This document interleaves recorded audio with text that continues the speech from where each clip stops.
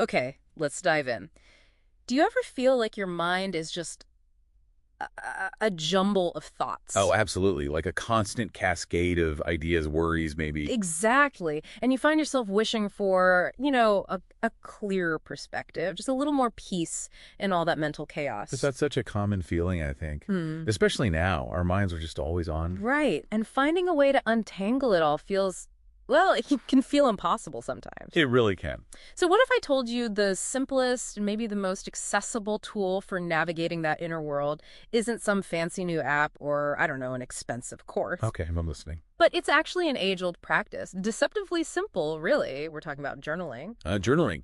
But Man, I can hear someone thinking, isn't this just like a diary or another self help trend?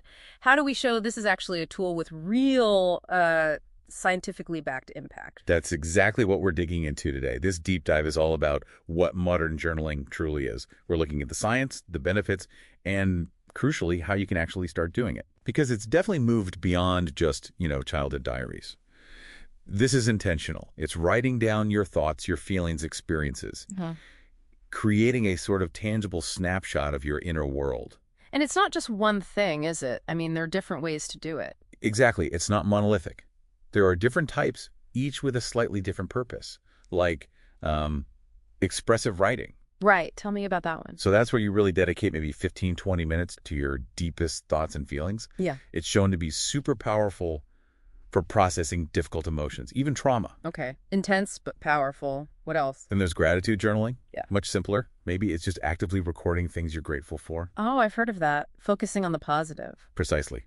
And there's good evidence linking it to managing symptoms of depression just by shifting that focus, building emotional resilience. That makes sense. And you mentioned one more for just clearing the head. Yeah, stream of consciousness or free writing. Mhm. Basically, no rules. Forget grammar, forget spelling, forget making it perfect. Just let the thoughts flow continuously. It's amazing for just clearing out the mental clutter, getting past that perfectionism block. Okay, so different tools for different needs, but what's the science behind why this actually works? Well, the evidence is pretty compelling. Journaling acts like a window into your inner self. By getting thoughts out of your head and onto paper, you start seeing patterns. Patterns in your thinking or feelings. Both, really. You understand your emotional triggers better, and it definitely strengthens your emotional intelligence. Is this related to Dr. James Pennebaker's work, the emotional disclosure theory? How does just writing stuff down organize those like chaotic thoughts? Exactly. It's not just venting, though that can feel good. The key is the cognitive work involved.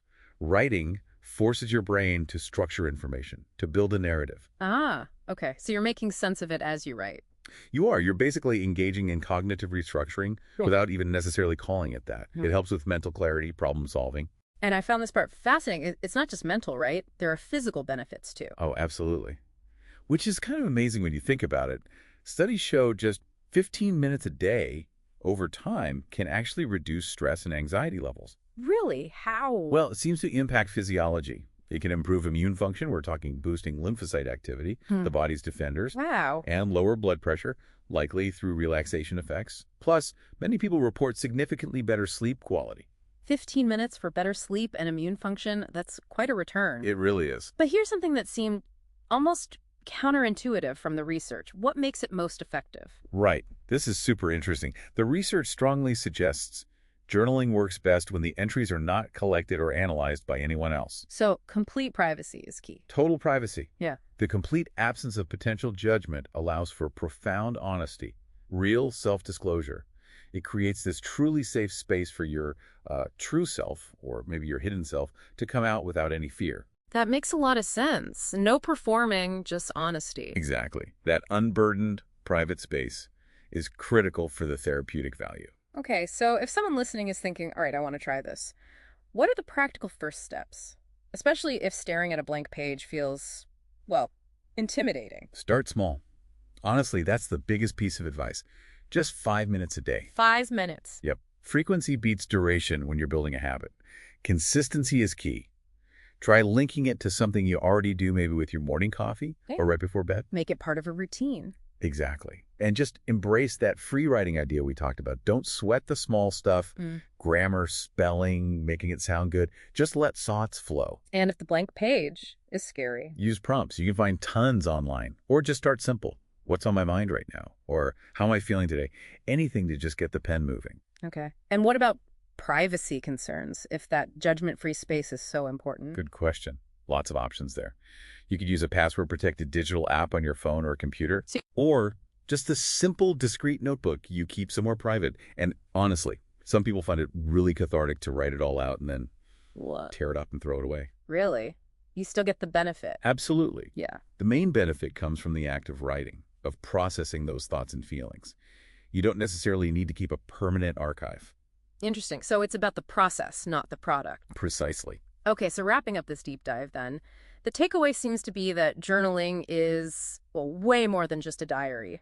It's a powerful, science-backed, and super accessible tool. Totally. For enhancing self-awareness, definitely for reducing stress, and just improving overall well-being, both mentally and physically. It's a low-barrier way to access some really profound self-understanding. So maybe the challenge to you listening is just to give it a try. Why not, pick up a pen or open a notes app right now, just 5 minutes, see what comes out? Couldn't hurt, right? Yeah. Right.